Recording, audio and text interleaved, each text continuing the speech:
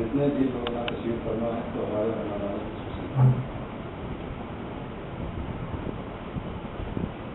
آپ ہماری دعوت پر تشریف لائے. ہمیں اس بات کی زیادہ خوشی ہے کہ یہ ہماری تنظیم کی جانب سے تنظیم کی جانب سے پہلا پروگرام ہے اور اس پروگرام کا ایک مقصد جہاں اساتذہ کے مسائل کو حل کرنا ہے وہیں پر یہ بات بھی اس اردو ادب کو ہم کس طریقے سے اردو ادب کے مسائل آج ہم اس کو کیسے حل کریں. اسی طرح جو ہمارے ادب کے بزرگ اس دنیا سے رخصت ہو چکے ہیں ان کی یادوں کو تازہ کرنے کے لیے ان کے کلام کو پڑھنے اور پڑھانے کے لیے کون سا طریقہ اپنایا جائے, کیونکہ ایک شخص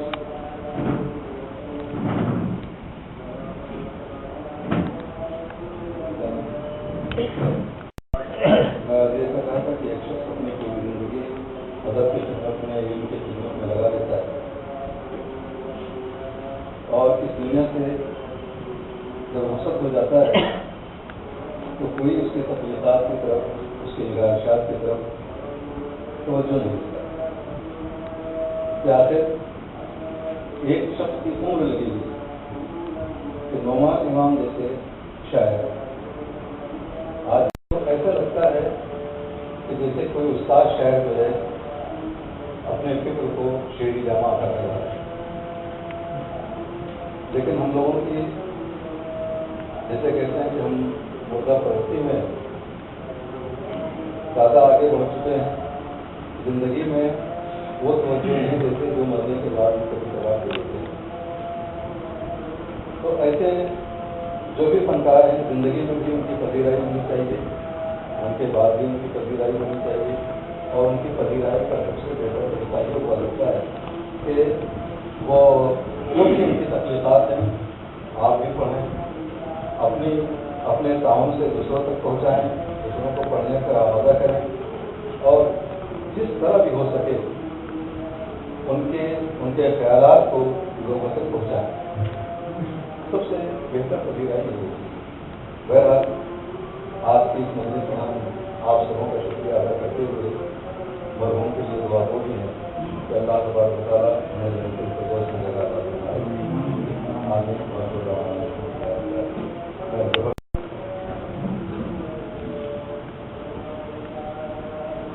اب میں اردو جونیئر کالج ٹیچرس تنظیم کی سیکرٹری صاحبہ محترمہ شبانہ شاداب خان صاحبہ کو سے گزارش کروں گا کہ وہ دائز پڑھائیں اور پروگرام کی اور تنظیم کی غرض و رائے کو بیان کریں. ہمارے بیچ نمائندہ امام صاحب کے تیسرے فرزند امان اللہ خان صاحب بھی آ چکے ہیں. میں ان سے گزارش کروں گا کہ وہ عذراء کرم یہاں تشریف لائیں.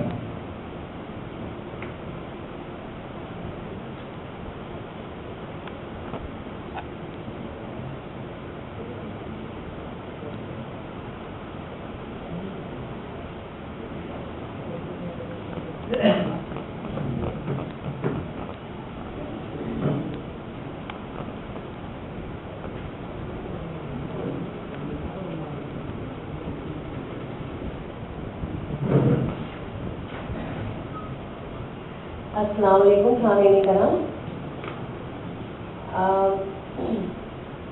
اس تنظیم کے ابراز مقاصد بیان کرنے کے لیے ظفر نے مجھے موقع دیا ہے, میں ان کی شکر گزار ہوں. اس تنظیم کی بنیاد کب اور کیسے پڑی, بڑا دلچسپ واقعہ ہے. ہم مہاراشٹر کے جونیئر کالج کے لیکچررز بھیونڈی میں جمع ہوئے تھے ایک ٹریننگ کے لیے, اور اسی دوران بات ہوئی کہ کچھ ایسا ہونا چاہیے کیونکہ سروس کے لگے بندھے اصولوں پہ تو ہم سبھی چل رہے ہیں, لیکن کچھ ایسا کہ جس سے اردو کی خدمت بھی ہو سکے اور ہمارے دلوں کی تشفی بھی ہو سکے. تو کوئی ایسی تنظیم بنائی جائے. تو اس وقت ندوی سر نے اور باقی ہم سب نے, ندوی سر سے बार बार कहा कि नहीं ये होना चाहिए और फिर उसको इनिशिएटिव लिया और उसके बाद फिर वहीं पर ही इस तंजीम का क़याम अमल में आया। नाम नहीं रखा गया था और उसके बाद फिर पहली मीटिंग यहाँ उर्दू मरकज़ में हुई और उर्दू मरकज़ में मीटिंग होने के बाद इस तंजीम का नाम रखा गया नए उफ़क़। और इस नए उफ़क़ तंजीम के तहत जो मक़ासिद थे उन मक़ासिद में ज़्यादा तवज्जो इस बात पर रखी गई कि उर्दू की खिदमत हर लिहाज से हो सके, चाहे वो हम लोग जो पढ़ाने वाले हैं उनके लिहाज से हो या घरों में रहने वाली औरतें हैं वो उर्दू ज़ुबान से पूरी तरीके से वाकिफ़ हो सके। और ज़ुबान चूँकि तहज़ीब की आईनादार है और हमारी शख्सियत में निखार पैदा करती है, तो हम अपने बच्चों को इंग्लिश मीडियम से पढ़ाते हैं तो उर्दू से हमारे बच्चे तकरीबन नावाकिफ़ होते हैं और घरों में हमारी माएँ बहनें इतनी अच्छी उर्दू ज़ुबान बोल नहीं पाती। तो उसके लिए भी तंजीम ने ये सोचा कि कुछ ऐसे प्रोग्राम जो है वो वक्तन फ़वक्तन होते रहे जिससे घरों में रहने वाली औरतें जो हैं वो अच्छी ज़ुबान सीखें, क्योंकि बच्चे की पहली दर्जगा माँ की गोद है और अगर माँ की ज़ुबान अच्छी होगी तो नेचुरली बच्चे की ज़ुबान भी अच्छी होना लाजमी है। तो उसके तहत जो बहुत सारे जो प्रोग्राम्स हमने बनाए या हमने जो मक़ासिद बनाए वो कुछ मैं बहुत ज़्यादा टाइम ना देते हुए मैं एक के बाद एक आपके सामने पढ़ करके सुनाती हूँ।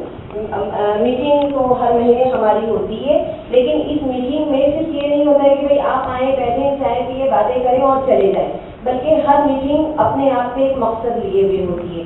मिसाल के तौर पर हम अगली मीटिंग जब हम तय करते हैं तो हम लोग ये तय कर लेते हैं जूनियर कॉलेज टीचर्स जो हैं वो स्पेशली उन्होंने आपस में मिल करके काफ़ी इंटरेस्ट लेकर के ये तय किया कि हम जब भी कोई मीटिंग हो तो हर लेक्चरर एक एक लेसन जो है वो प्रिपेयर करके लेकर आए और यहाँ पर आकर के वो गेस्ट लेक्चर या फिर जो हमारे माहिरीन हैं तो इनके ज़रिए से अगर कोई डिफ़िकल्टी आती है तो ये हमें बताएं कि हमें इस लेसन को कैसे पढ़ाना है, हमें इस नज़्म को कैसे पढ़ाना है, ये तशरीहात और इस्तिआरात का मतलब क्या है। ये सारी चीज़ें जो है वो हम लोग हर मीटिंग में हम लोग जो है वो तैयारी करके आते हैं और यहाँ पर आकर के हम उसको प्रेजेंट करते हैं। उसके अलावा हम घरेलू ख़वातीन को भी बुलाते हैं यहाँ पर और यहाँ पर आकर के हम उनको ये बताते हैं कि आप ट्यूशन में अपना पैसा वेस्ट करने के बजाय, क्योंकि हर घर में औरतें कम से कम SSC 12 तो होती ही हैं,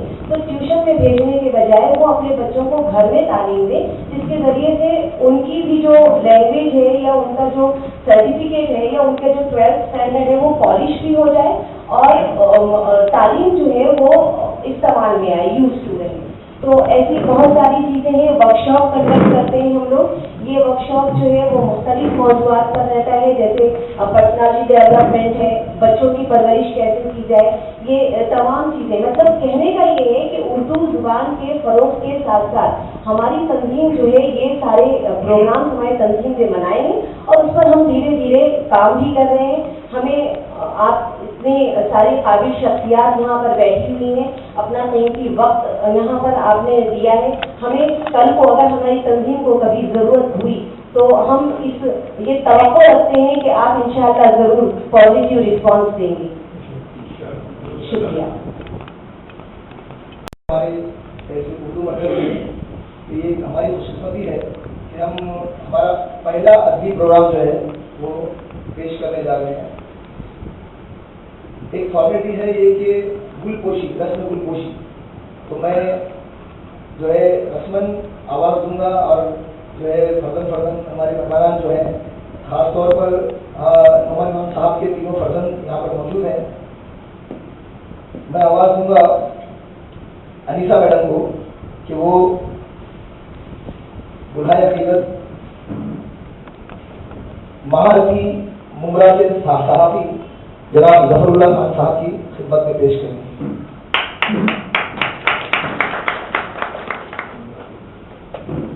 मैं आवाज़ दूंगा शबाना मैडम को कि वो आए और अमानुल्लाह खान साहब की खिदमत में बुल्हाए हकीकत पेश करें।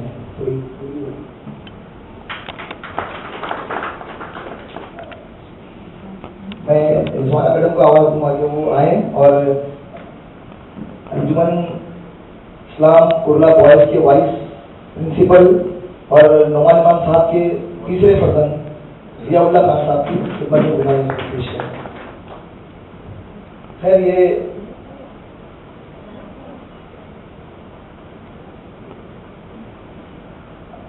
کچھ جو رسم تھی اس میں سب سے پہلی تو رسم یہ کہ ہمارے صدر صاحب جو ہیں جن کے انتظار میں ہم تھے صدر محترم ہمارے تنظیم کے اور میرے استاد بھی رہے ہیں کیونکہ میں بھی مہاراشٹر کالج سے پڑھا ہوں اور ہم تمام زیادہ تر ضیاء بھی جو ہے ہمارے سر کے شاگرد ہیں, ظفر بھی شاگرد ہیں اور جو ہے میں خان ظفر اللہ صاحب کو کہوں گا کہ وہ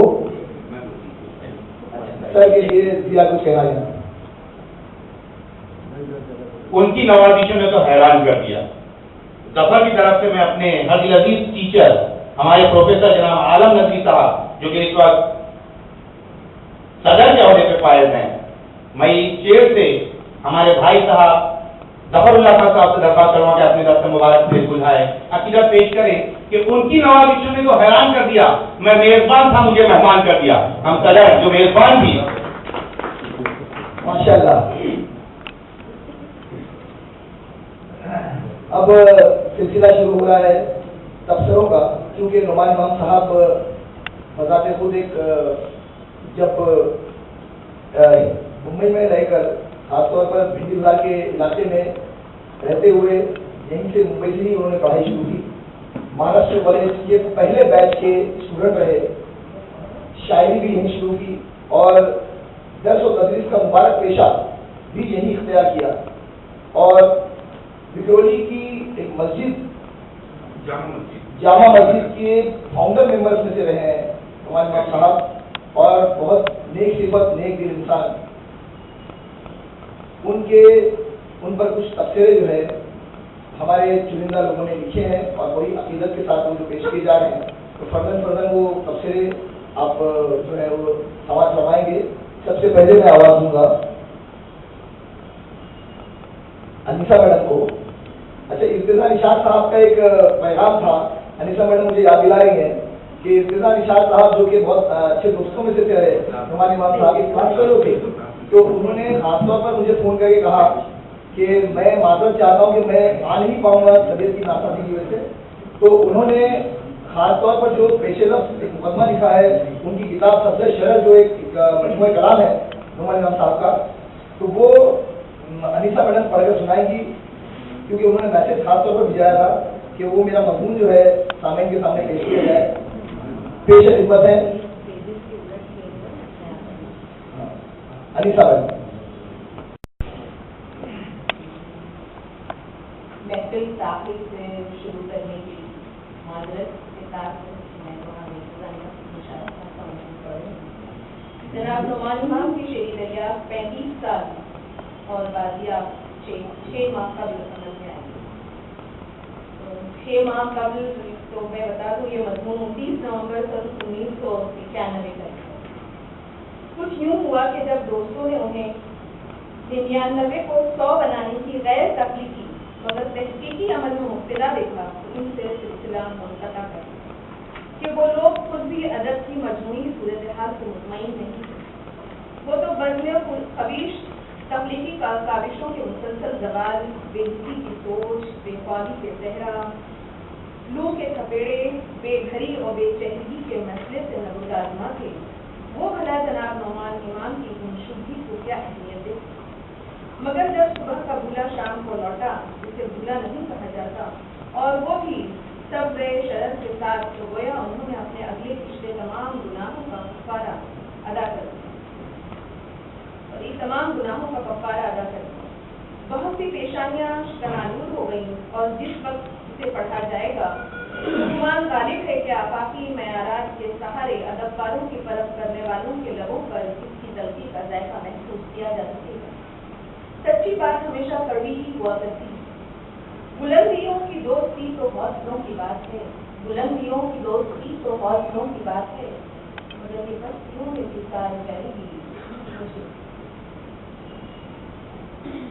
آنکھوں کی جھیل میں یہ سبک من ضرور लौ किसके शराब लब जुमानी में आई, मेरे सिवा कोई उसका न मोहतरिफ था वहाँ, मेरे सिवा कोई कालीन न उस किताब का था।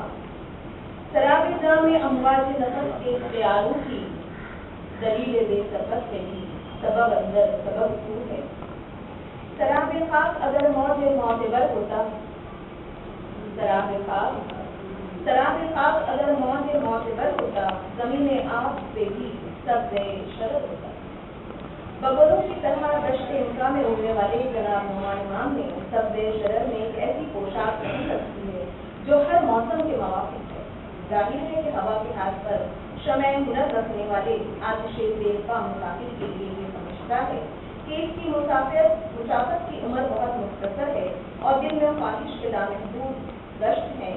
तहजीबी तब्दीलियों और ज़हनी तग़य्युरात को महफूज करके अपनी तहकीकात, जज्बात और ज़हनी तस्वीर के लिए इससे बेहतर और कोई जरिया नहीं। सूरज के उजले उजले परों में उतर के देख, सूरज के उजले उजले परों में उतर के देख, साए रोशनी की घरों में उतर के देख। बस के देखा किए जाते हुए मौसम का गुबार, दर्द तहरीक के रंगों के परस्तार है। लहजा लहजा पूरी दुनिया में वहाँ जोरों पे थी, लम्हे लम्हे में यहाँ तैराक थे, हम भी तो थे। अबर किसी के ज़हूरे हुनर पे तोहमत है, गुलो समर में दरख्तों की तो नुमाई है। हक़ाइक़ के अदराक के लिए तजस्सुस से ज़्यादा अहम कोई वसीला नहीं।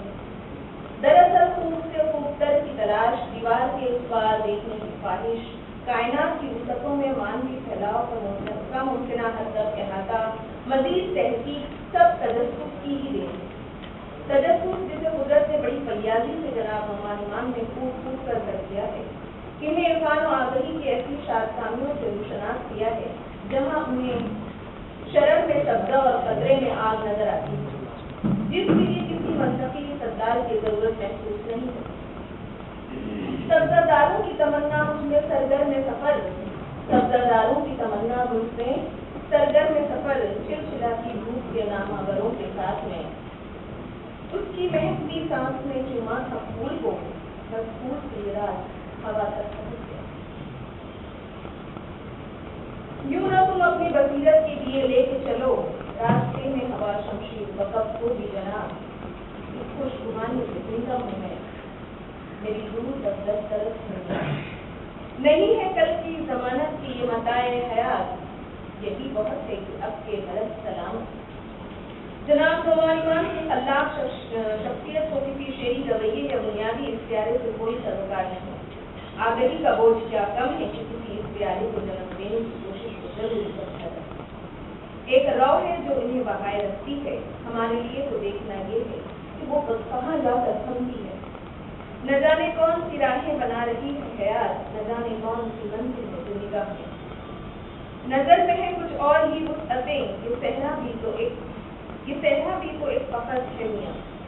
फुनून जो ये निगाह हुनर है सरगुश्ता, फुनून जो ये निगाह हुनर है सरगश्ता, न जाने कौन से और जो फलक के ख्वाब में है। सर्द सहराओं में जलता हुआ सांसों का सफर, बर्फ की आग में गुड़ियां वो बरसता। कौन सी शय मुझे दर बदर कर गई, कौन सी शय मेरे बलबलों में नहीं। बिलाशुबा इनके बलबलों और आगही के आग से एक कायनात छलकती नजर आती है। अगर इनके शायराना औताब गिनवाए जाएं तो इसी ज़खामत की एक और किताब तैयार हो सकती है। मैंने इस तहरीक में कमालेपन के हुजूर में जनाब नुमान इमाम की सही गुफ्तगू से पर्दा उठाने की कोशिश की है। मुझे एतराफ़ है कि मैं इसमें पूरी तरह कामयाब नहीं रहा कि इनकी ज़हनी सफर में एक हद तक मैं इनके साथ चल सकूं। जज्ब लगाने, रकंदे और उड़ाने भरने के दौरान जहाँ जहाँ इनकी उंगली मेरी गिरफ्त से निकली है, मैंने खुद को बेदस्तुरबा महसूस किया है। वो तो ये कह के आगे बढ़ गए जो मेरे रंग को समझी होता किसने किसी को दिमाग किस पर हरचंद के सब्ज़े शरत की गज़लें तजुर्बाती नौइयत की नहीं, जिन्हें मौज़ूआत या असलूब बयान के नुक्ते नज़र से नए तजुर्बात की कोशिश की गई हो, लेकिन मौज़ूआत की कमी और असालीब बयान का फुक़दान महसूस नहीं होता। इन गज़लों के मुताले के दौरान ये کمال کے عاشق ہیں اور ان کا تصور عشق انتہائی اعلیٰ و ارفع ہے۔ شائستگی اور متانت تم کو کبھی ہاتھ سے جانے نہیں دیتی۔ خوابوں کے بامدر میں اجالا اسی کا ہے، خوابوں کے بامدر میں اجالا اسی کا ہے، آنکھوں میں آرزو کا سراپا اسی کا ہے۔ گوہر کی آگ میں مہتاب میں آنکھوں کے خوابوں میں جو ہے حسن نظر تو ہے، جو ہے ذوق طلب، جو ہے حسن نظر تو ہے، جو ہے ذوق طلب تو ہے۔ فسردگی کی دھول میں اٹی ہوئی پسند ہوں میں، فسردگی کی دھول میں اٹی ہوئی پسند ہوں میں، کسی کی شبنم میں بدن نکھار جائے گی مجھے۔ تو نہ جانے کن اندھیروں میں چھپی بیٹھی ہوئی، راستہ چمتا ہوا کتنے ڈروں کے ساتھ میں۔ شاید ہو اس کے لمس کی خوشبو سے آشنا، شاید ہوا ہو اس کے لمس کی خوشبو سے آشنا، بس یوں خیال ہو کہ صبا تک پہنچ گیا۔ شیکسپیئر نے کہا تھا نام میں کیا رکھا ہے، لیکن فی زمانہ نام ہی سب کچھ ہے۔ اب فقط نام ہی نام باقی ہے، یہ نام ہی ہے جس کی پر لوگ بھاری رقمیں خرچ کرتے ہیں۔ سڑکوں اور چوکوں پر اپنے نام لکھا دیکھنے کی خواہش میں اسکینڈل چلائے جاتے ہیں، اور کیا یہ بھی بتانا ضروری ہے کہ جن لوگوں نے ادب کو ایک قطرے خون تو کیا پسینے کی ایک بوند نہیں دی، انہوں نے اس کے ذریعے پیسہ اور نام ضرور کما لیا۔ سستی شہرت کا حصول فن کی بے حرمتی کے برابر ہے۔ 35 سال سے غزل کی دل میں سنوارنے والے جناب امام جیسے مشتاق شاعر کو قدرت نے سبز شرف جیسے انعام سے نوازا ہے، جس کی موجودگی میں نام و نمود جیسی حقیر شے کوئی اہمیت نہیں رکھتی۔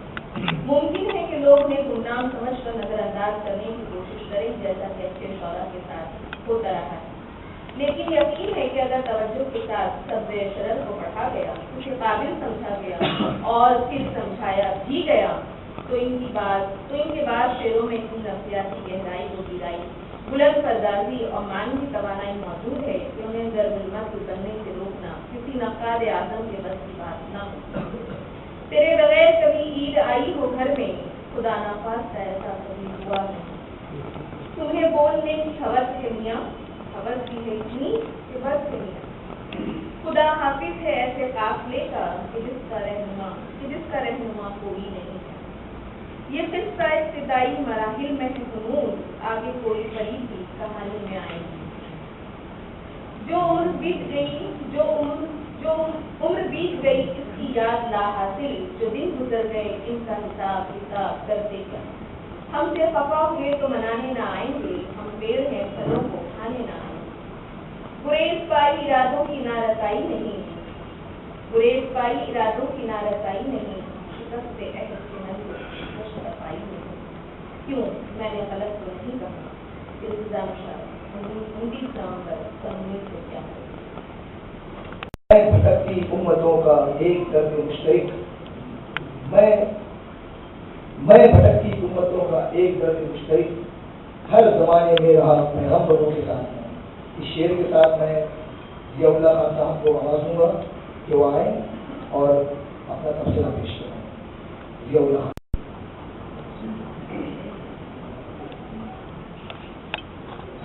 معزز صدر جلسہ، محترم برادر من، حاضرین کرام، السلام علیکم۔ سکوت لب کو مل جائے فراز حسن گفتاری، سکوت لب کو مل جائے فراز حسن گفتاری، کما تو رفعت لفظ و نوا کی آبرو دے دے، جو آوازوں کے شہروں میں میری پہچان بن جائے، میرے طرز تکلم کو لہن گفتگو دے دے۔ پہلے تو میں جونیئر کالج اردو ٹیچرز ایسوسی ایشن اور اردو مرکز سے تعلق رکھنے والے تمام افراد کا شکریہ ادا کرنا چاہوں گا جنہوں نے اس طرح کی تقریب کا انعقاد کیا، ورنہ سائنس اور ٹیکنالوجی کے اس مشینی دور میں جبکہ نفسا نفسی کا عالم ہے، ہر آدمی اپنے میں گم ہے، خانگی زندگی میں گم ہے، ہر کسی کو پیسے کمانے کی بھوک لگی ہوئی ہے، ایسے ماحول میں اردو کی بقا کے لیے اور اردو سے وابستہ افراد کے خدمات کے پیش نظر اس طرح کی تقریب منعقد کرنا اپنے آپ میں ایک اعزاز ہے، ایک کمال ہے۔ میں اپنی جانب سے اور اپنے اہل خانہ کی جانب سے جونیئر کالج اردو ٹیچرز ایسوسی ایشن اور اردو مرکز کے تمام افراد کا دل کی اتھا گہرائیوں سے ممنون ہوں، مشکور ہوں، احسان مند ہوں کہ انہوں نے ابا کی خدمات کو سراہا اور انہیں یاد کیا۔ میں انہیں سلام محبت پیش کرتا ہوں۔ السلام علیکم۔ سامعین گرامی، چیپدی اور چیپدی کا شوربہ، چیپدی اور چیپدی کا شوربہ، میں کیا اور میرے تاثرات کیا۔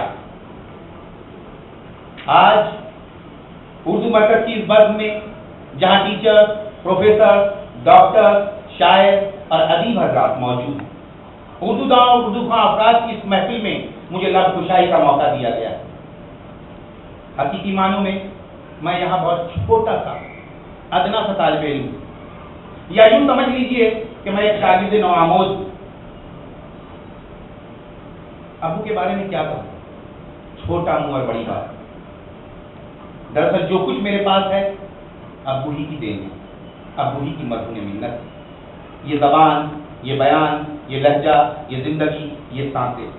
مجھے فخر ہے کہ میں نعمان امام کا فرزند ہوں، الحمدللہ۔ نعمان امام کا فرزند ہوں کہ جن کی انگلیاں تھامے میں نے چلنا سیکھا۔ قرب تہجی کی تعلیم سے لے کر درس تدریس کے پیشے سے وابستگی تک جس نے ہماری رہنمائی کی، زندگی جینے کے آداب بتائے، لکھنے، پڑھنے، بولنے کے گر سکھائے اور اس قابل بنایا کہ آج اردو داں اور اردو خواں افراد کی محفل میں اظہار خیال کی صحیح کر رہا ہوں۔ لہذا ابو ہی کے اشعار سے میں اپنی گفتگو کا آغاز کرنا چاہوں گا۔ تو اگر ابر ہے میں ابر میں پانی کی طرح، تو اگر ابر ہے میں ابر میں پانی کی طرح، میں تیرے ساتھ کن لفظوں میں معانی کی طرح، آج سن لو میری باتیں کہ ابھی زندہ ہوں، کل سنا جاؤں گا محفل میں کہانی کی طرح۔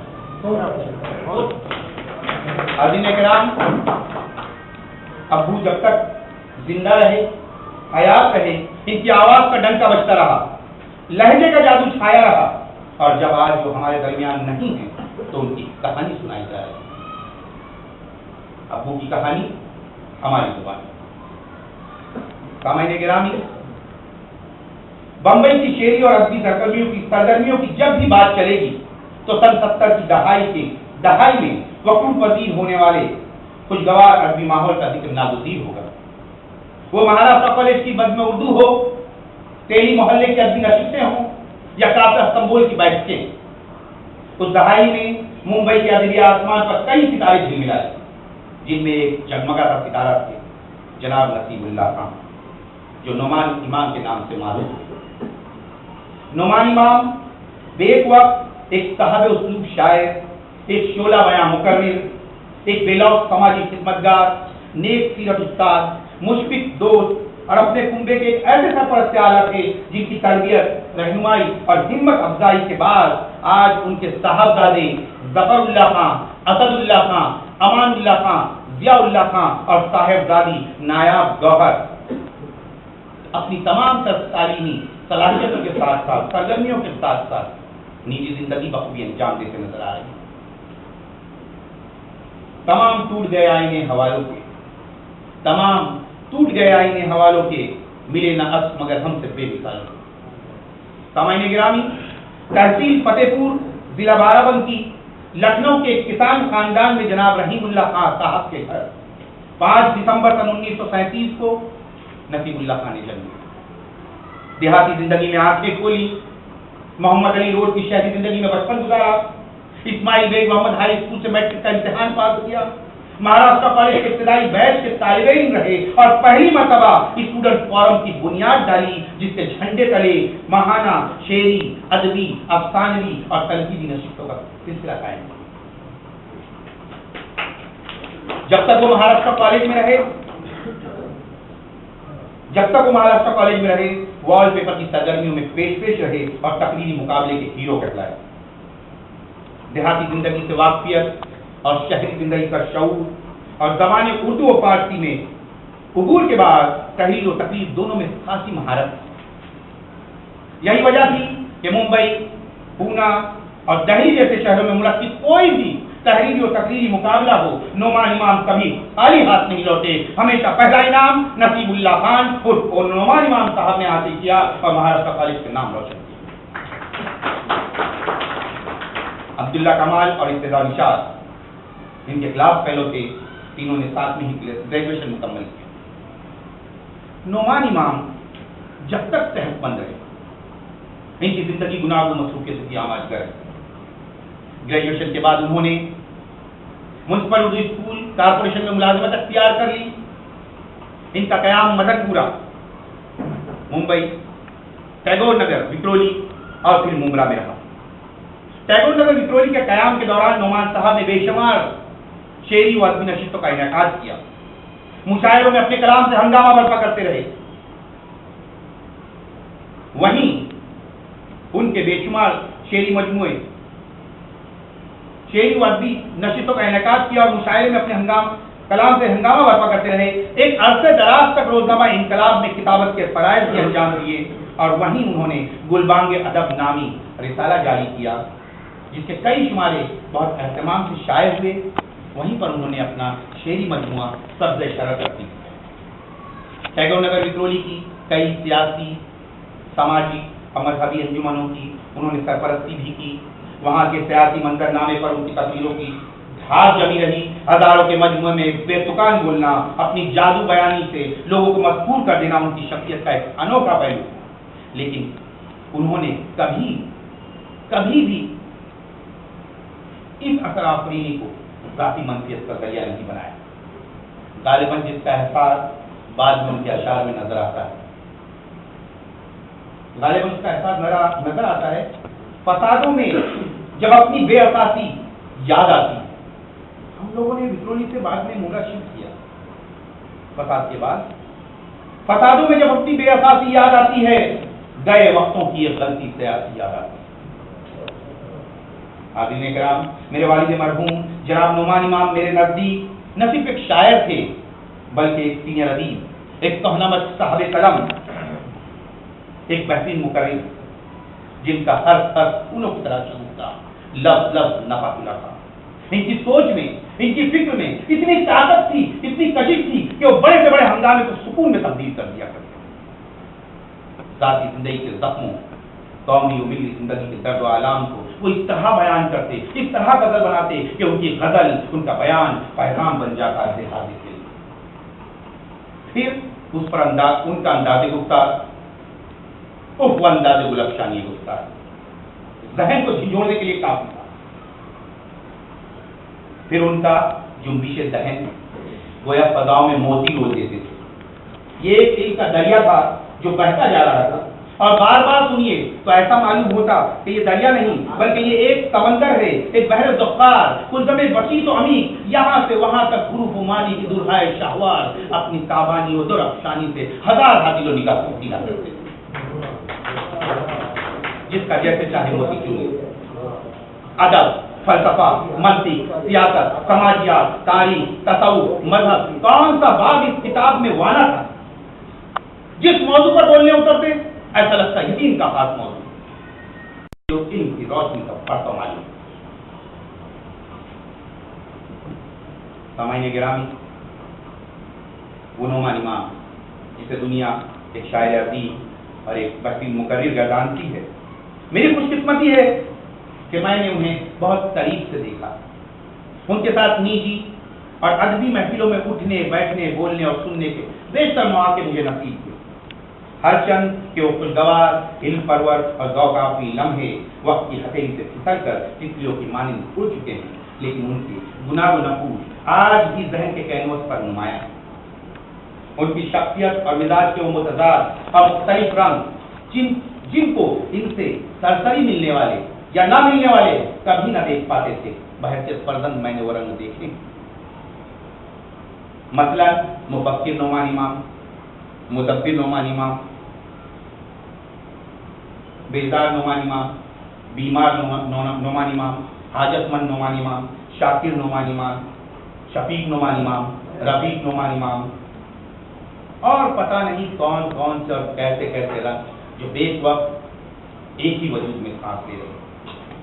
हाँ, अलबत्ता इतना जरूर कहूंगा कि मैंने अब्बा की मुख्तलिफ कैफियतें देखी हैं, लेकिन कभी भी उन्हें जलाल और इश्तियाल की हालत में नहीं देखी।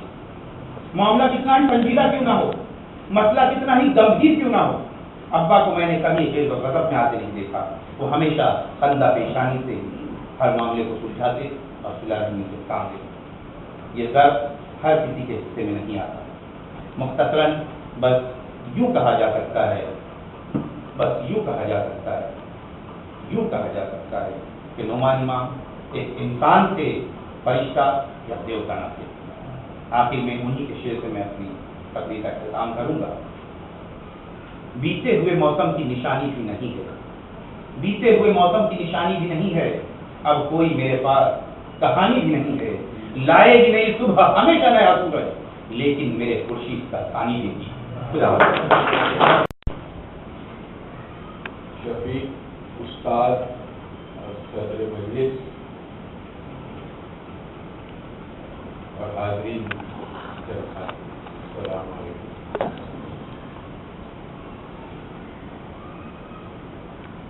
ज़फ़र अब्बास हुसैनी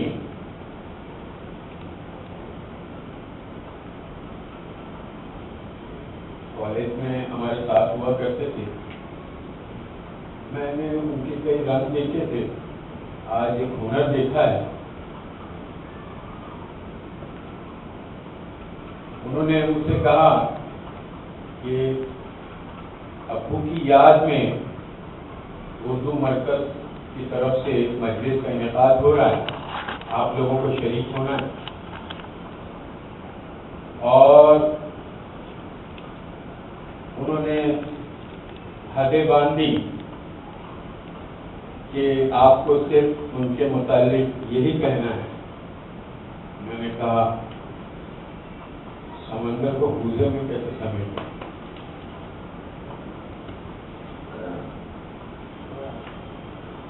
5 दिसंबर 1937 फजर की नमाज के बाद दादा बताते हमारे वालिद साहब पैदा हुए। 12 साल के बाद बाज़ाब्ता स्कूल से जुड़े और फिर सरजमीन बम्बई में अपने असातिज़ा की सरपरस्ती में अपने झंडे गाड़ दिए। रफ्ता रफ्ता वो शख्सियत आफाकी हो गई और हमें पता नहीं लगा, हम सिर्फ अब्बू करते रह गए। एक वक्त आया अब्बू चले गए।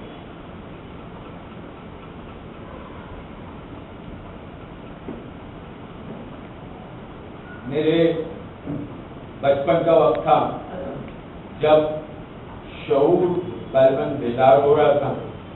मुझे अच्छी तरह याद है, एक शाम अब्बू के बाएं हाथ में शाने से लगा उनकी अकब में मनाजिर को देख रहा था।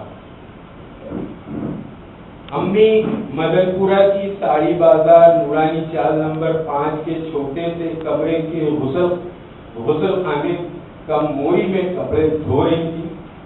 असद सो रहा था और गुड्डू झूले में पड़ा हुआ था। अमानुल्लाह को हम गुड्डू कहा करते थे। और अब्बू की आवाज कान में इत्याश पैदा कर रही थी। गालिबन वो शेर पढ़ रहे थे।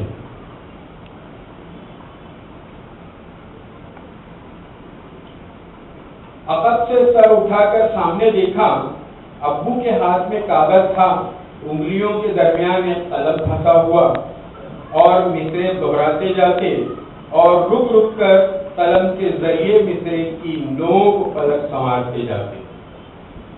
साथ ही अम्मी की आवाज पर तहरीक का रुख बदलकर गुड्डू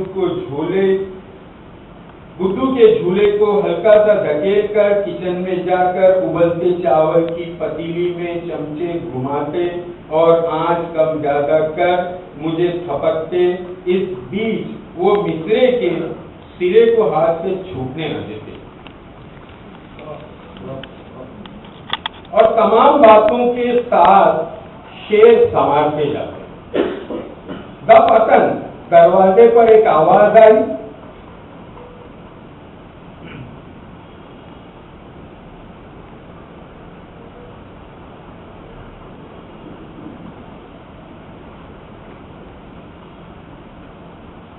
دفعتاً دروازے پر ایک آواز آئی، گہرے پٹ والے دروازے کی اوٹ کی ایک پٹ کی اوٹ سے انہوں نے دیکھا، کیونکہ میں بائیں ہاتھ پر تھا اور پٹ کی اوٹ تھی، اس لیے پتہ نہیں کس نے آواز لگائی۔ ابو نے کہا بس 1 منٹ۔ وہ پلٹے، پلنگ پر مجھے چھوڑا، امی سے کہا سنبھالو ان کو۔ امی نے کہا کون آیا ہے؟ ابو نے کہا فلاں ہے۔ کیونکہ ابو کی آواز چھوٹی تھی اس لیے میں زور زور سے بلبلانے لگا، پتہ نہیں کس نے شفیق ساتھ چھینا ہے۔ غالباً وہ ابو کو ہم سے زیادہ معتبر، محترم و عزیز رہا ہوگا، جس کے لیے ہم سب کو اپنے حال پر چھوڑنے پر مجبور ہوئے، مگر غزل اور ان کے ساتھ، غزل اور قلم ان کے ساتھ، وہی غزل اور وہی قلم آج ہمیں اور ہم اپنے سماج کو سونپتے جا رہے ہیں۔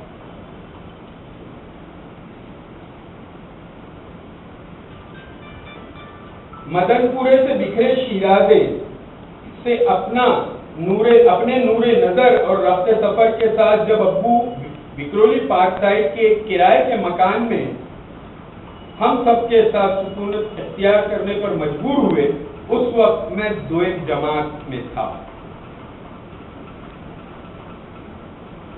اعجاز ہندی کے بڑے بھائی ابو کو ایک گھر کرائے، بھائی اقبال نے ابو کو ایک گھر کرائے پر دلایا، جہاں ابو نے فیروزہ آئل پینٹ سے گھر رنگوایا تھا، اور اس گھر میں پہلی تقریب یہ تھی کہ ایک رات نشست کا انعقاد ہوا، جہاں نعمان امام کے ہمنوا اور ہمنوالا سبھی لوگ تھے۔ مرزا عزیز جاوید، ارتضا نشاط، عبداللہ کمال، عبدالحق سعد، نیرج، انوراگ چترویدی اور کئی معزز ہستیاں۔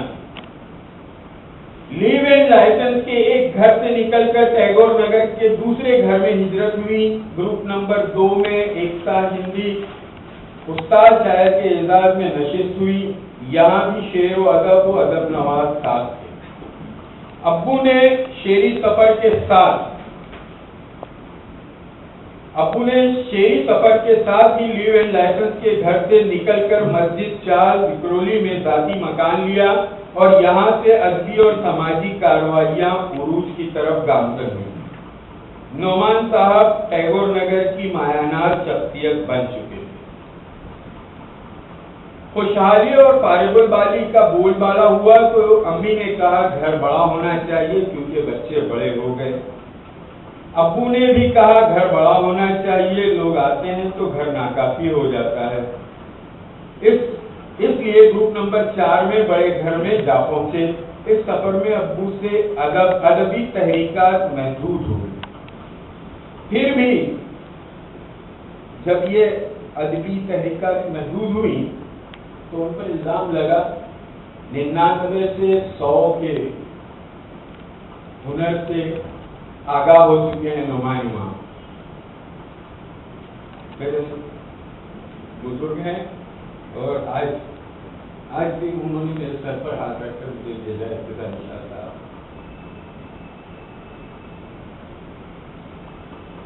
پھر بھی ایک اردو ماہنامہ گلبانگ ادب کی اردو ماہنامہ گلبانگ ادب کی ایجاد ہوئی اور کافی دنوں تک پروان پاتا گیا، مگر اولادوں کی پرورش کے لیے ابو نے اولادوں کی پرورش کو ابو نے کبھی نظر انداز نہ کیا. دوستوں نے الزام لگایا نعمان امام سماجی اور سیاسی ہوتے جا رہے ہیں، جو سراسر غلط تھا. اسی بیچ ابو کے شعری مجموعے صدر شرف منظر عام پر آیا. 2 فروری 1992 شام 5 بجے بمقام اکبر پیر بھائی ہال، انجمن اسلام، بمبئی نمبر 1. تکمیل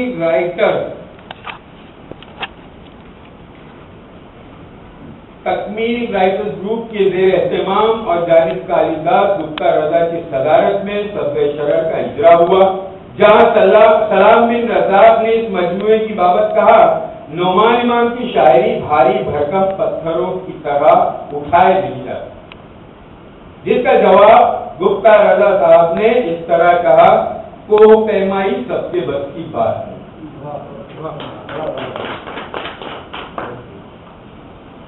ظفر عباس نے جتنا کہا تھا میں نے مان لیا. ادبی سفر جو تھا ان کا اپنی گھریلو زندگی کے ساتھ میں اور ہماری پرورش کے ساتھ انہوں نے کس طرح سے کیا، اور آخر میں بہت 7.5 سال ابو نے جس بیماری کے گزارے، کافی تکلیف ہوئی، اللہ نے قبول کر لیا. نعمان امام صاحب کو غصے میں نہیں سمیٹ سکتے ہم لوگ. ظفر بھائی میرے والد آج بھی آفاقی شخصیت ہے اور میں ان کو محدود نہیں کر سکتا اور نہ کرنا چاہوں گا، نہ کسی کو کرنے دوں گا. مجھے یاد ہے ظفر آپ بھی تھے، داؤد بھی ہوا کرتے تھے جب ہم لوگ پیر بھائی ہال میں تھے اور یہ جملہ کہا گیا تھا، نوجوانی کا عالم تھا، تو بیٹی بازار یاد آیا تھا نا.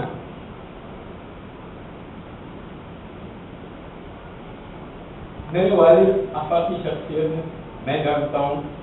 ترتیب برائے اصلاح ہمیں پسند ہے اور نعمان امام صاحب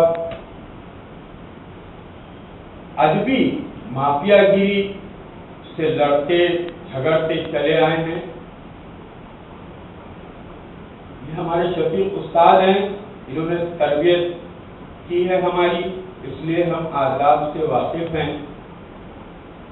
مگر پھر بھی آواز آتی ہے کیونکہ نا واقف آداب غلامی ہے، ابھی ربط زنجیر پہن کر بھی کیا جاتا ہے. اسی لیے ہم لوگ کبھی کبھار اصلاح کے نام پر اختلاف برپا کر دیتے ہیں، اور یہ تحقیقات جتنی بھی ملی ہیں یہ اساتذہ سے منتقل ہو کر شعراء تک پہنچی ہیں، شعراء کے عوام الناس. ہمارے والد صاحب کو کچھ لوگوں نے مخصوص کر دیا غزل کے شاعر ہیں، کسی نے کہا جدت پسند ہے. میرے لیے ابو انقلابی شاعر، اور انقلاب محدود نہیں ہوتا ہے. جب بھی مجھے یاد ہے کہ میں نے ابو سے کہا ابو میں بھی شاعری کرنا چاہتا ہوں، تو ہمارے دادا نے کہا بھیا ان کو پیسے دے دو، یہ معجون لے آئیں گے شاعری کا، 15 دن میں شعر کرنے لگیں گے. ابو اکثر کہا کرتے تھے بیٹے پڑھائی پر دھیان دو، اور مجھے یوں لگتا تھا کہ ابو مجھے دبا رہے ہیں، بیٹھ جاؤ، میرے سامنے کوئی کھڑا نہیں ہو سکتا ہے، کوئی ٹک نہیں سکتا. مجھے لگتا تھا کہ مجھے دبا کر کے اپنے آپ کو بلند کرنا ہے. یہ میری سوچ تھی. آج مجھے سمجھ میں آیا جب میں اپنے بچوں کو دیکھتا ہوں تو یہ احساس ہوتا ہے کہ ابو چاہتے تھے کہ تلوار کو اتنا پانی پلا دو کہ کاٹ ایسی کاری ہوئے کہ کوئی کھڑا نہ ہو پائے.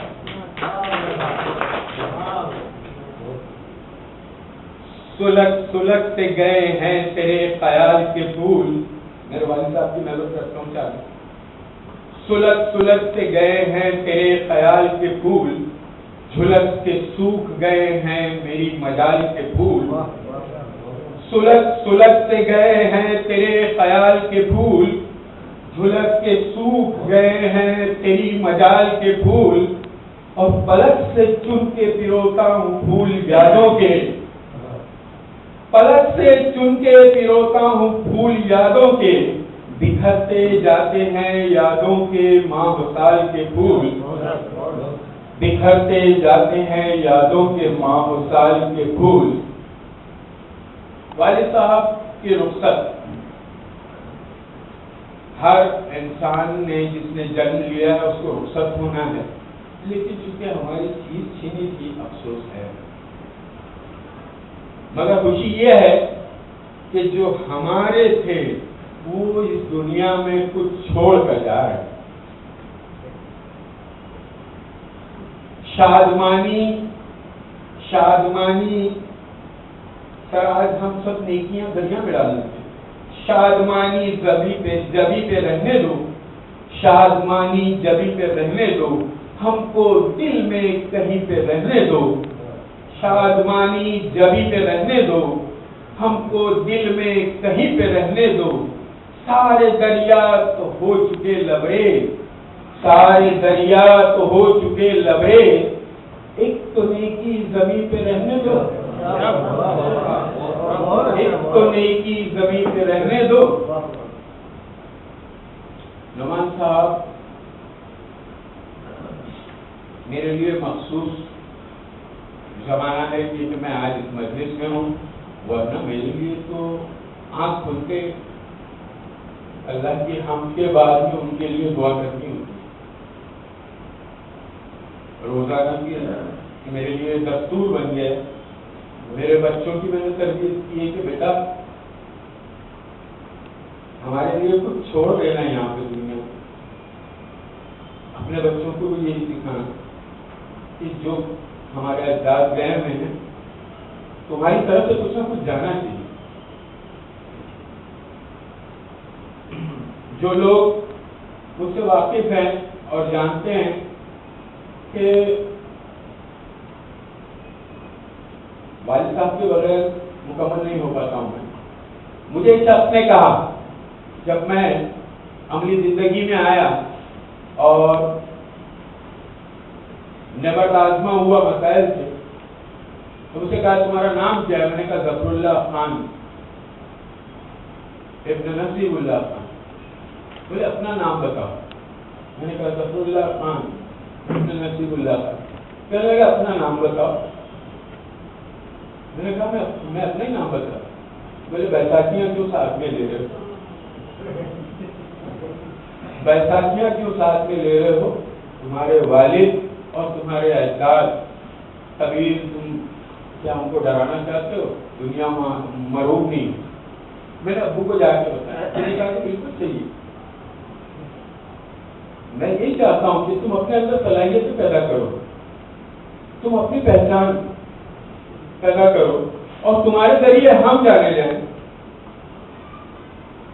تو ان کی حیات میں نے مہارتی اخبار شروع کیا. اخبارات کو بہت سے نکالتی ہوں. مہارتی جو ہے میرے والد صاحب کی پسند تھی, اسے مہارتی اخبار شروع کیا, مہارتی انٹرنیٹ چینل شروع کیا, اور آج انہیں مہارتی کا تذکرہ یہاں ہو گیا. مجھے کل عرفان عثمانی نے بتایا کہ ہم لوگ چاہتے ہیں کہ نعمان صاحب کے لیے کچھ کریں. میں بولا بالکنی سے کھڑے کر کیا کر پاؤ گے؟ سڑک پر آنا پڑے گا. میدان میں آپ تو کہنے لگے کلیات نعمان کی آمد. وہ محنت کر رہے ہیں. 17 شرط کے بعد میں ابو کا ایک اور کلیات آتی ہے، کلیات نعمان. ہمارے یہاں اظہر معین نے صدر شرط کا ہندی روپانتر کیا ہے اور اس کو دھیرے دھیرے جو ہے فلیش کر رہے ہیں. سر میرے والد ہیں.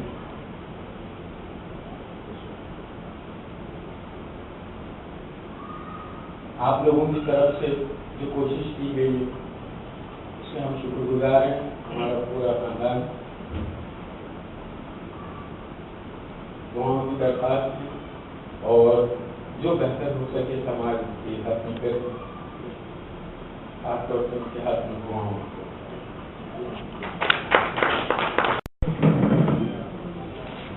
مجھے بڑی خوشی ہو رہی ہے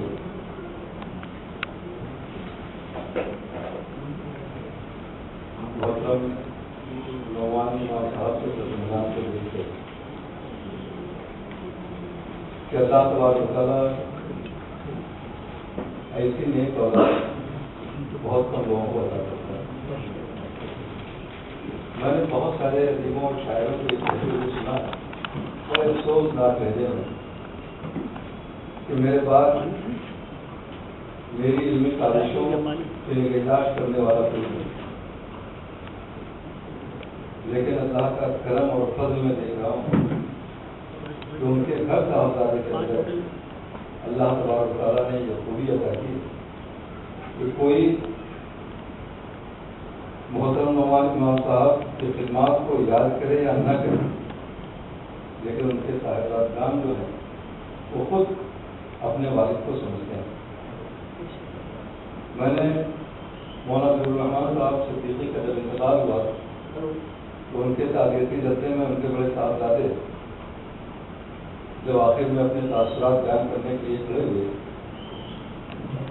تو بڑے دردمند لہجے میں کہنے لگے کہ آپ لوگوں کی زبانی اپنے والد صاحب کی خوبیاں سن کر مجھے پتا چلا کہ میرے والد کیا تھے، ورنہ میں تو ان کو صرف ابو ہی جانتا تھا. ان کی کمیاں ڈھونڈتا تھا اور لب و لہجے میں آئے دن شکایتیں آ کرتی. وہ کیا تھے یہاں آنے کے بعد مجھے سمجھ میں آیا، لیکن افسوس کہ سمجھ میں بھی آیا تو ہم کیا کریں. لیکن آج خوشی ہو رہی ہے کہ ان کی زندگی میں ان کے بچوں نے ان کو سمجھ لیا اور سارے اولاد سے بڑھ کر کوئی میراث نہیں کی حدیث کی. اللہ تبارک و تعالیٰ جس طرح آپ اپنے والد صاحب کی میراث کو کی قدردانی کر رہے ہیں، اللہ تبارک و تعالیٰ آپ کی اولاد کو بھی اسی طریقے سے نیک اور صالح بنایا جو آپ لوگوں کی سمجھنے کی کوشش کریں. بہرحال بہت ہی اجرت میں لکھا ہوا یہ مضمون ہے. میں کتنا انصاف کر پا رہا ہوں لیکن نہیں جانتا. عنوان ہے اپنے ہم عصر شاعروں کا امام نعمان امام. سب بالا زلفوں میں دن بدن تجربات عمر کا بڑھتا ہوا اجالا، چہرے کو نصف کرنے میں ناک نے اہم رول ادا کیا. ہونٹ کا نچلا حصہ سنترے کی دوہری کاش، اوپری حصہ پھول کی پنکھڑی کی یاد دلاتا. ابرو گھنی ہلکے زمین، جھیل سی بادامی آنکھیں، کھلی کھلی چوڑی پیشانی، کان کا اوپری حصہ بالوں سے ڈھکا ہوا، جسم کا رنگ زلفوں کے رنگ سے ہمیشہ مغرور رہا. میں نے ہمیشہ پینٹ اور شرٹ میں ملبوس دیکھا. موسمی ہوائیں کبھی کبھی سویٹر اور جیکٹ پہننے پر مجبور کر دیتی. کوٹ پہننے اور ٹائی لگانے کا بھی شوق تھا. چال میں متانت اور باتوں سے ذہانت جھلکتی تھی. آواز ایسی کہ نکلا ڈکارتا ہوا دیشوں کے ساتھ سے. اپنی رفتار کے بارے میں فرماتے ہیں، سمتوں کے فصیلوں میں گرفتار تھے ہم بھی، رفتار میں خود اپنا ہی سیلاب بھی ہم تھے. مہاراشٹر کالج کے اولین طالب علموں میں سے تھے. کالج کی ادبی تنظیم بزم اردو کے پہلے جنرل سیکرٹری رہ چکے ہیں. زمانۂ طالب علمی میں بیشتر تقریری مقابلوں میں اپنی گھن گرج آواز سے میدان مار لیتے. اپنے برادر خون انور ظہیر خان مرحوم کی وجہ سے میرے ساتھ بھی برادرانہ سلوک فرماتے. حال نصیب سے نعمان امام کیسے بنے اس کی تحقیق تو مجھے نہیں ہے. یہ بات ضرور ہے کہ اب بھی حلقوں میں لوگ انہیں نعمان امام کے نام سے ہی جانتے ہیں. ان کا پہلا شعری مجموعہ سبزۂ شرر جب مرحوم ظہیر خان کے ذریعے مجھ تک پہنچا تو کئی دنوں تک سبزۂ شرر نام پر ہی یہ بحث چلتی رہی کہ آخر شرر یعنی سنگاری کا سبزہ کیا ہوتا ہے. غالباً انور ظہیر مرحوم نے ہی کہا تھا کہ آج کی لو کو اگر توجہ سے دیکھیے تو تھوڑی تھوڑی دیر میں اس کے بیچ سے ایک سبز رنگ جیسی لو سیمابی کیفیت میں دکھائی دیتی ہے. وہی سبزۂ شرر. مرحوم کی باتوں کی روشنی میں جب مشاہدہ کیا تو مجھے بھڑکتے شوروں کے درمیان کسی حد تک واقعی سبزۂ شرر کا احساس ہوا. 15 دسمبر 1991 کو ان کی دستخط سے مزین شعری مجموعہ سبزۂ شرر ملا تو تھوڑی سی ورق گردانی کے بعد الماری کی زینت بنا دیا گیا. ان کا ایک مشہور شعر اسی زمانے میں نظروں سے گزر کر دل کے بالا خانے میں اپنی جگہ منتظم کر چکا تھا. یہ آپ کی خدمت میں پیش ہے. پڑھیے, سنیے اور پھر سنیے. ہم سے خفا ہوئے تو منانے نہ آئیں گے. ہم سے خفا ہوئے تو منانے نہ آئیں گے. ہم پیڑ ہیں پھلوں کو اٹھانے نہ آئیں گے. اس شعر میں ان کے فطری یہاں کی جھلک ہے. وہ اس کے علاوہ دوسرے اشعار نہ بھی کہتے تب بھی دنیا شاعری میں زندہ ہے. کسی نامعلوم شاعر کا بہت ہی مشہور شعر ہے, دل کے کپورے جل اٹھے چڑنے کے داغ سے, اس گھر کو آگ لگ گئی گھر کے چراغ سے. شاعر کا نام نہیں معلوم مگر اس شعر کی بدولت وہ نامعلوم شاعر کی حیثیت سے ہی دنیا شاعری میں ہمیشہ جڑا رہے گا. چمن کی سیر میں زیادہ تر ہم وہاں کے خوشنما جلووں کو سرسری نگاہ سے دیکھتے ہیں, مگر کچھ پیڑ پودے اور گل بوٹے وہاں ایسے بھی ہوتے ہیں جو زبان حال سے ہمیں اپنی طرف متوجہ کر دیتے ہیں. انہیں رک کر قریب سے دیکھنے اور چھونے کی طبیعت ہے. نعمان امام کی شاعری کا بھی یہی ہے. ان کی ہر غزل کے بیشتر اشعار قاری کے مخصوص توجہ کے قائم ہیں. انہیں سرسری طور پر پڑھ کر نہیں گزارا جا سکتا. مثلاً برستی آگ کا موسم جلا کے گزرے گا, برستی آگ کا موسم جلا کے گزرے گا, تمام شاخ و شجر اب یہ نو نہالوں کے, آئینہ در آئینہ نایاب سے ہم بھی تو تھے, کتنی آنکھوں کے لیے خواب سے ہم بھی تو تھے. چھوٹی سی ایک بھول کی کتنی شکایتیں, کل بھر کے گناہ کے سب کی نگاہ کی. بہت گمان کا صحرا کو نام گادی پر, ہمارے دل کو جو دیکھا حجاب آ ہی گیا. مہک سکا نہ سرے شاخ آرزو جو امام, وہ گل نقاش کبھی بات میں نظر ہوتا. قلت دتوں کے شوق مناظر ہیں سامنے, باتوں کے مسکراتے دروں میں اتر کے دیکھ. میرے سوا نہ کوئی اس کا معترف تھا وہاں, میرے سوا کوئی قاری نہیں اس کتاب کا تھا. نعمان امام اپنے حمد شعرا میں بالکل منفرد نظر آتے ہیں. انہیں اپنے خیالات کو شعری پیکر میں ڈھالنے کا ہنر خوب آتا ہے. نامانوس لفظوں کو بھی مانوس بنا دیتے ہیں. قدیم شعرا کی طرح ان کے کلام میں بھی اضافتیں ہیں اور عربی و فارسی کے الفاظ بکثرت ملتے ہیں. موجودہ نسل کے اردو دان طبقے کے لیے ان کا کلام موجود ہو سکتا ہے, مگر کیا کیا جائے, ان کا اپنا ایک معیار ہے. پس قدوں کی بھیڑ میں بلند قامت شخص سستا تو نہیں ہو سکتا. شاخ در شاخ پرندوں کو جگانا بے سود, شب کی ویران سماعت میں اذان ہی بیکار. نئے لشکر غباری کوہنگی میں, اذان صبح کی تیرا شبی میں, ڈوبتی آنکھ میں تصور تھا, دھوپ میں رنگ بے حیات کا میں. وہی عذاب تذبذب نصیب ہے سب کا, یقین کا معجزہ اب تک نظر نہیں آتا. اب تو توصیف ہنر وجہ شرف ہوگی جناب, لاکھ موتی ہونا توقیر صدف ہوگی جناب. شب کی ویران سماعت, غبار کوہنگی, رنگ بے حیات, عذاب تذبذب نصیب, توصیف ہنر, توقیر صدف جیسی اضافتیں اور مرتبات نامانوس سے ہی मगर उर्दू अदब की विरासत में इजाफे का सबब तो रह रहा है। दुनिया की हर चीज पहले नामानुसी लगती है, बार बार देखने और इस्तेमाल में लाने से गैर मानूस चीजें भी मानूस हो जाया करती हैं। साइंसी इजादात में मोबाइल और कंप्यूटर को ही ले लीजिए कि आज लोग किस तरह उनके गर्दिदा हो चुके हैं। इल्म अदब में भी इब्तदाई मराहिल में बहुत से अल्फाज और तरकीबें न कानों को अच्छी लगती हैं और न ही आंखों को भाती हैं, मगर बार बार पढ़ने, देखने और सुनने से हमें उनसे उनसे हो जाती है। नौमान इमाम का ज़ाहिर सब तो बुलंद था ही, उनका इल्मी सब भी बहुतों से बुलंदी नहीं बुलंदतर है। मुंबई के अरबी हल्कों के अलावा आज दुनिया उर्दू में ज़्यादातर लोग उनके नाम और कलाम दोनों से वाकिफ हैं। मैं समझता हूँ इसमें उनका अपना कोई वाकिफ भी हैं और नावाकिफ भी। मैं समझता हूँ कि नावाकिफ अशखास की वजह से उनका अपना कोई कसूर नहीं है। ये इल्म अदब के नाफर शनात का कसूर है। वो इल्म अदब के समंदर में गोता लगाकर नौमान इमाम जैसे कामयाब मोतियों को ढूंढने का तरीका नहीं जानते।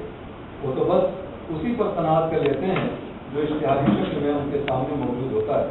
नौमान इमाम तो हर एक दौर के अदीब व शायर के लिए दावत दे गए कि जिस तरह भी चाहे कोई पढ़ ले हमें आकर, हम दस्ते ज़माना में किताबों की तरह हैं। तू अगर अब्र है मैं अब्र में पानी की तरह, मैं तेरे साथ उन लफ्ज़ों में मानी की तरह। सब्ज़े शरर में मुस्तामिल चंद मुरक्कबात और इजाफतें देखिए। सब्ज़े जान, शब की वीरान समार, आतिशे संगे समार, बर्फ़े ख़ुबाम, शरर आब, रब्त तहलील, मर्गे जमाल, सहरा सिफात, ख्वाहिशात निशात, तज़ब्ज़ुब हिसार रात, रंगे बेहयात, ज़ोमे हुनर, वस्फ़े कम नज़र, अज़ाबे तज़ब्ज़ुब नसीब, बेबसर आँखें, फलक बस्तियाँ, ज़हूरे हुनर, दश्ते लामहदूद, नज़र नसीब, वस्फ़ दीदावर, गुंचे नज़र, ताक़े एतबार, गिरफ्तार तज़ब्ज़ुब, रफ़अत लफ्ज़ नवा, महरम से मानी वगैरह। अपने और अपनी गज़लों के बारे में खुद नौमान इमाम का यह ख्याल है कि मैं भी इस वसी वरीज़ समंदर की एक ऐसी ही लहर हूँ जिसके सिलसिले आगे जाने वाली और पीछे आने वाली लहरों से जुड़े हुए हैं। मेरे नज़दीक गज़ल की ताज़गी, तवानाई और दिलकशी इसी हिस्सियत के साथ साथ उसकी सारे रवायात, मुसल्लमा हयात व साफ और बुनियादी लवाज़मात की पासदारी के बगैर नामुमकिन है। वो अपनी रिवायती शायरी का यूँ इतराफ़ करते हैं, सुखन सुखन सुना सबका तो फिर गज़ल बोली, सुखन सुखन सुना सबका तो फिर गज़ल बोली, कहीं कहीं वो रिवायत हनूज़ बाकी है।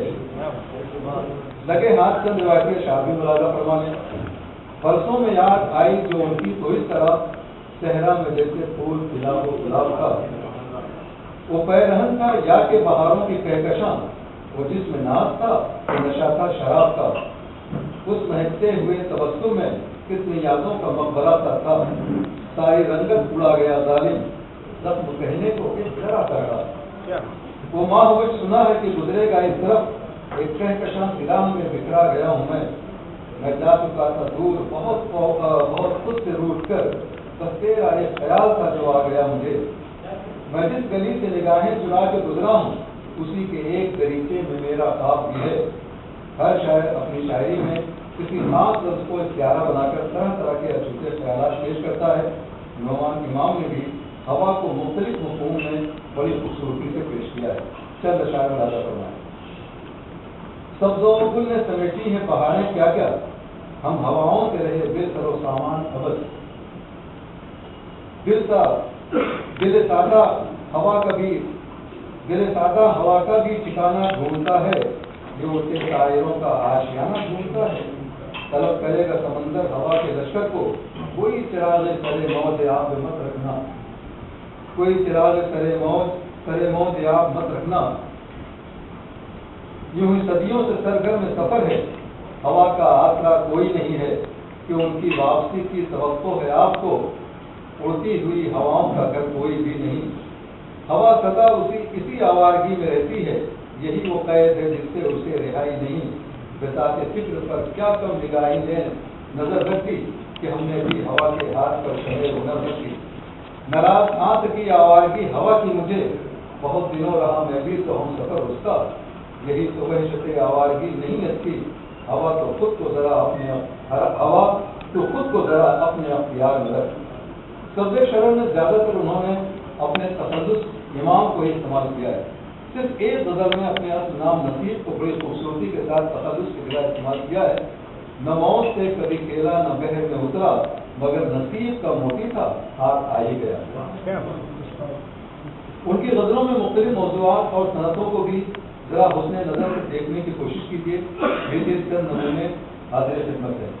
تلوین، نام مت لینا کہیں حرف وفا کا، ورنہ آپ کو حیرت سے اصحاب کہف ہوگی جناب، انہیں تو کربلا کی تشنگی آواز دیتی تھی، وہ دریا سے انہیں شہر مدینہ چھوڑ دینا تھا۔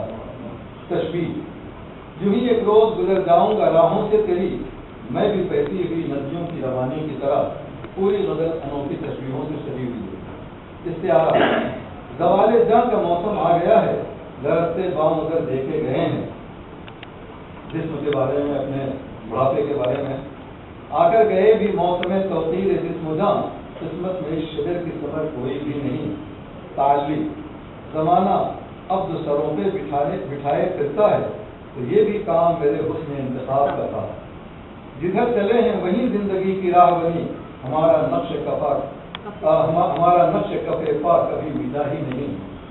یاد، ادھر سے گزرا تھا طوفان رنگ سا کوئی، ادھر سے گزرا تھا طوفان ریت سا کوئی، ہر ایک نقش کفے پا میرا مٹا کے گیا۔ امید، یاد پہ ایک اور شعر، جلا کے آئے ہیں سب آگ میں فسادوں کی، وفا کے نام پر نظر وطن کو کرتے کیا، وفا کے نام پہ نظر وطن بھی کرتے کیا۔ امید، یہ تو جانتا ہوں میں کیا جواب آئے گا، ہاں مگر برا کیا ہے، در تو کھٹکھٹا دیکھو۔ انا، ہم سے خفا ہوئے تو منانے نہ آئیں گے، ہم پیڑ ہیں پھلوں کو اٹھانے نہ آئیں گے۔ یا نہ مجھ کو یہ انا ہی دیتا، یا نہ نظروں سے بھی آیا ہوتا۔ انکساری، جو ٹوٹ گیا پیڑ سے وہ پھل تو نہیں میں، واپس جو کبھی شاخ سے آ کر نہ ملے گا۔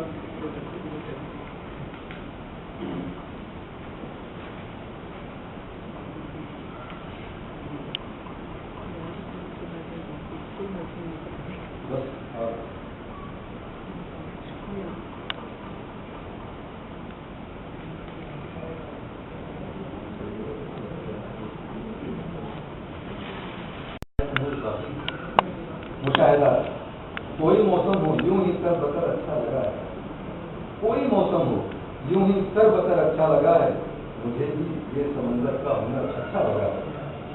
میرے غم سے یہاں کے کچھ گھروں میں روشنی ہے، دعا کا اب یہ الٹا بھی اثر اچھا لگا ہے۔ رشتوں کو کیوں دوام نہیں کوئی زہر میں، ہوتا نہیں گھروں سے شجر کا نظام کیوں۔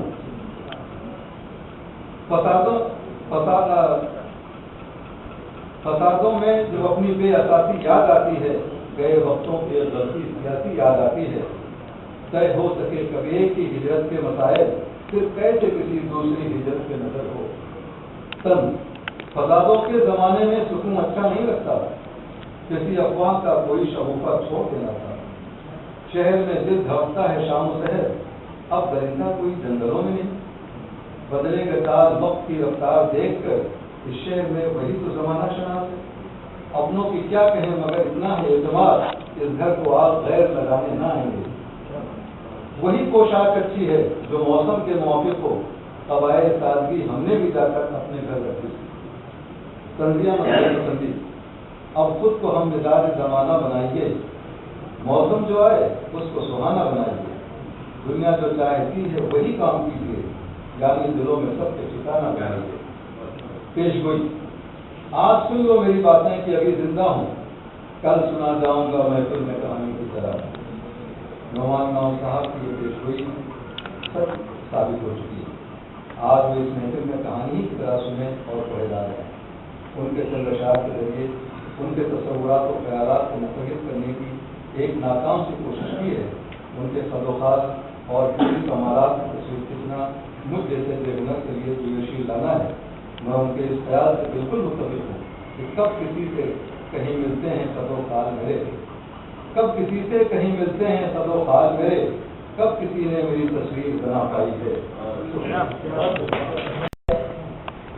دوسرے ہیں ہنگامہ آصف صاحب اور تیسرے تاجش رامپوری صاحب نے بھی کہا ہے کہ وہ انہوں نے میرے پاس دیا ہے تحریری طور پر, تو میں فردر ان کی کلام کو پڑھ رہا ہوں.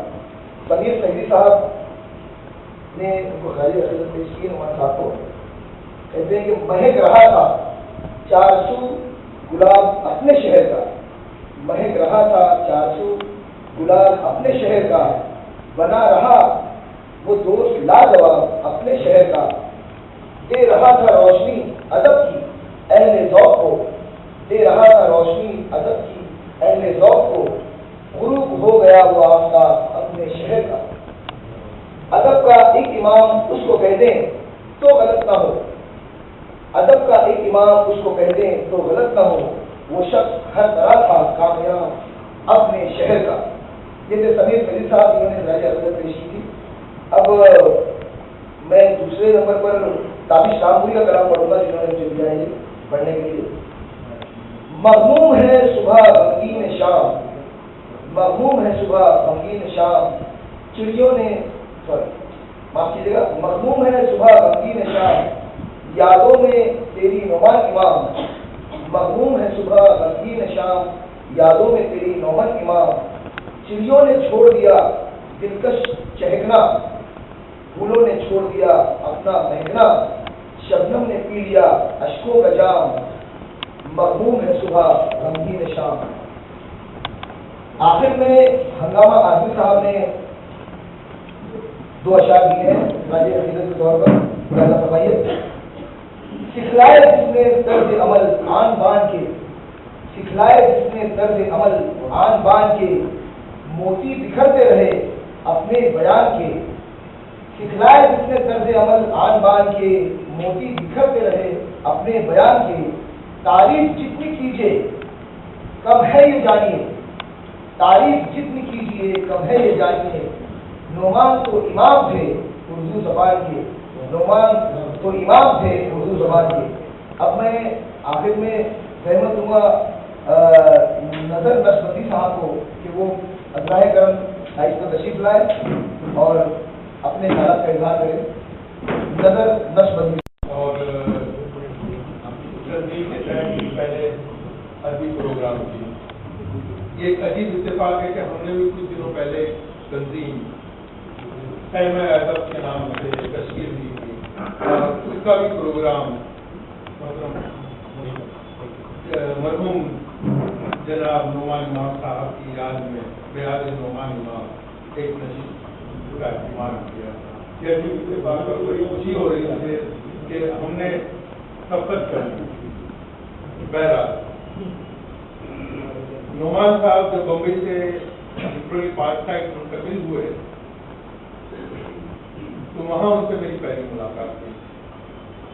تو بحیثیت ایک شاعر, ایک استاد, ان سے ملاقات ہوئی, کافی متاثر ہوا ان سے. کچھ ملاقاتوں کے بعد میں کویت چلا گیا. پھر جب میں لوٹا تلاش کیا تو پتہ چلا کہ وہ یہاں سے منتقل ہو گیا. پھر کسی نے بتایا مجھے کہ وہ وکرولی ٹیگور نگر چلے گئے. اتفاق ہوا کہ مجھے وہاں پہ حفیظ سیکری صاحب کے پاس سے ملاقات کرنی تھی. میں وہاں گیا تو وہاں دیکھا میں نے کہ ایک مسجد کا کام زوروں پر چل رہا ہے اور نعمان صاحب اس کی نگرانی فرما رہے ہیں.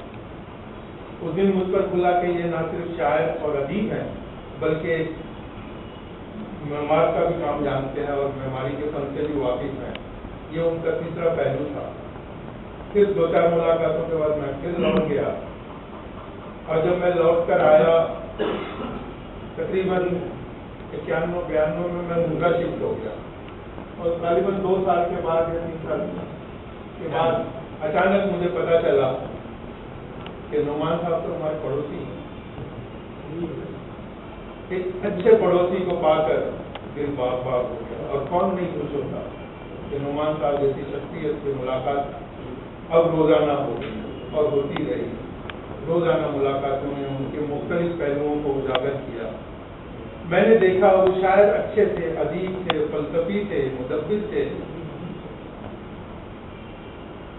वहां पर मुमरा में मैंने जब उनके साथ काफी घूमा फिरा, उन्होंने मुझे मुमरा के अरबी हल्कों में मुतारिफ करवाने वाले नुमान साहब थे, इसलिए मैं उनका शुक्रगुजार भी हूँ। वहां मुझ पर उनके बहुत सारे हुनर खुलते चले गए।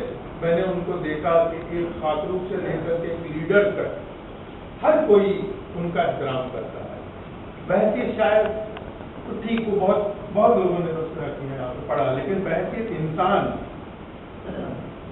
वो मुझ पर खुलते चले गए और मैंने उनको पाया कि वो ना सिर्फ एक बेहतरीन इखलाक के मालिक थे और निहायत आला सूझबूझ के मालिक थे, और वो कभी किसी से गुरेज नहीं करते थे कि ये खातूब है, लेबर है या किसी लोअर क्लास का आदमी है, और कभी तपाक से किसी से नहीं मिलते कि ये लीडर है, ये पुलिस ऑफिसर है।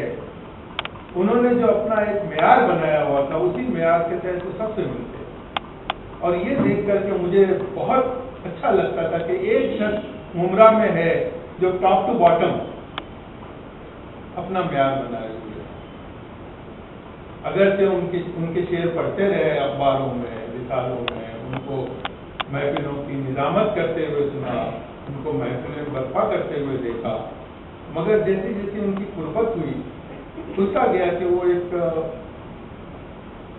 जिसको कहते हैं हरफन मौला, वो एक हरफन मौला, अच्छे शायर, अच्छे इंसान, मेरा ख्याल है बहुत मुश्किल से मिलते हैं।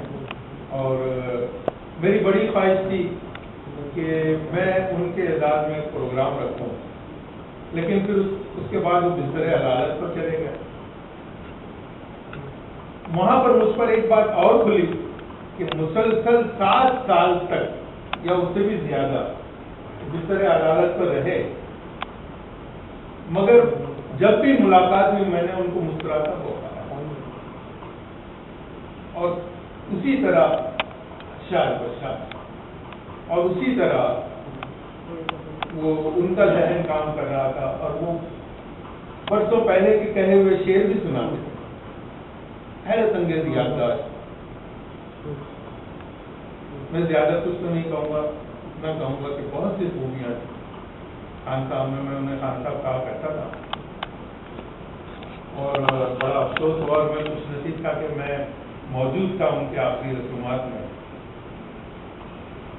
उन्हीं की याद में जो हमने एक नशिस्त का एहतमाम किया था, उन्हीं के सब्ज़े शरर पर से एक मिसरा लिया गया था, सब्ज़े शरर से, और मैंने भी एक गज़ल कहने की कोशिश की थी। मैं अगर इजाज़त हो तो मैं पेश कर दूँ। उनका मिसरा था कि दुनिया कारदार की दुनिया में रही है, यहाँ पर मुझे मैदान कारदार की दुनिया में रही है, किसी ने भी इस शेर का इंतखाब नहीं किया। और ताजुब की बात ये थी कि शाह साहब ने बताया था एजाज़ी साहब कि हम तलाश करते पानी भी ढूंढ रहे थे, वो मिसरा उला दे दिया, मिसरा उला दिया था, क्योंकि मिसरा उला बहुत अच्छा था। एजाज़ी साहब अभी इनका इंतकाल हुआ जी अफसर कैसर रज़ा मैंने बताया कि यहाँ पर है, जब उनको यकीन आया, मुझे लगता है काफी माशाल्लाह बहुत अच्छा रहा वो मतलब पेश कर रहा हूँ। एक मुश्ताक भी ज़ियादा मेरे, एक मुश्ताक भी ज़ियादा मेरे लिए चट्टान काटती रही दुनिया में, और आफत है हसरतें तो मुसीबत है आफत है हसरतें मुसीबत है आरज़ू, यकसा है तेरा होना ना होना मेरे, यकसा है तेरा होना, आफत है हसरतें तो मुसीबत है आरज़ू, यकसा है तेरा होना ना होना मेरे लिए। अब तेरे लिए तो शहरे तमन्ना है जिंदगी, तेरे लिए तो शहरे तमन्ना है जिंदगी, पहला कदम है शहरे तमन्ना में, तेरे लिए शहरे तमन्ना है जिंदगी, पहला कदम है शहरे तमन्ना मेरे लिए, और जाती हुई हवा में पलटना मुहाल, जाती हुई हवा में पलटना मुहाल है, मत खोलिए गली का दरीचा मेरे लिए, मत खोलिए गली का दरीचा मेरे लिए। और उनके मुद्रे पर गिरा लगाने की कोशिश की है कि दिल से निकाल कर इसे जन्नत बना दिया, दिल से निकाल कर इसे जन्नत बना दिया, मैदान काजदार दिल से निकाल कर इसे जन्नत बना दिया, मैदान काजदार दुनिया मेरे लिए। और नुमान साहब की सोबत का बहुत असर हुआ, खास तौर पर उनकी वो शेरी तरकीबात मुझे बहुत पसंद थी, और मैं उनसे कहता था कि आपके यहाँ जो तरकीबें मिलती हैं वो मुझे कहीं नजर नहीं आती, वो हुस्न, तो बड़े खुश होते थे। मैंने भी कोशिश की कि ऐ उस्ते निगाह, ऐ उस्ते निगाह जरा एहतियात से, ऐ उस्ते निगाह जरा एहतियात से, पकड़ा न जाए आलम पर्दा मेरे, पकड़ा न जाए ऐ उस्ते निगाह जरा एहतियात से। वो हमेशा ये करते थे कि तरकीबों को, मानी को पलट दिया करते थे, और ये खूबी इस हुनर से वो बयान करते थे, शेर में जाहिर करते थे कि हैरत से लोग देखते रहे, सुनते रह जाते थे कि ये कैसे पलट दिया, और किसी को एहसास भी नहीं होता था। वही मैंने कोशिश की कि ऐ उससे निगाह का जवाब जरा एहतियात से, पकड़ा न जाए आलम पर्दा मेरे लिए। और आखिरी शेर है कि जब तक के मुंतजिर रहा महका हुआ समय, जब तक के मुंतजिर रहा महका हुआ समय, संदल का इंतजार का लम्हा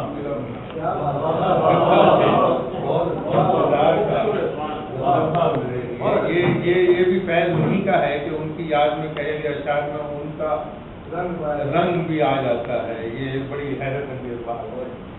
जब तक के मुंतजिर रहा महका हुआ समय, संदल का इंतजार का लम्हा मेरे लिए। इंतहा मुबारकबाद और बहुत शाबाशी दूंगी कि उन्होंने इतनी बड़ी महफिल यहाँ पर सजा दी। काफी बहुत लोगों को उन्होंने जमा किया। मैं रोज से सोच रही थी जगह बहुत मेहनत कर रहे हैं, और आज इतने सारे लोगों को देखने के बाद अंदर से थोड़ा सा डर भी गई थी, लेकिन बड़ी खुशी हुई कि जगह ने बहुत मेहनत की। मेरे ख्याल से दोस्त होने का रिया के दोस्त होने का हक अदा किया भगवान इमाम साहब के हमने बहुत कोशिश की। दफर बहुत बहुत मुबारक भी और शुक्रिया भी हमारा खास और तमाम सामीन का भी, और खास तौर पर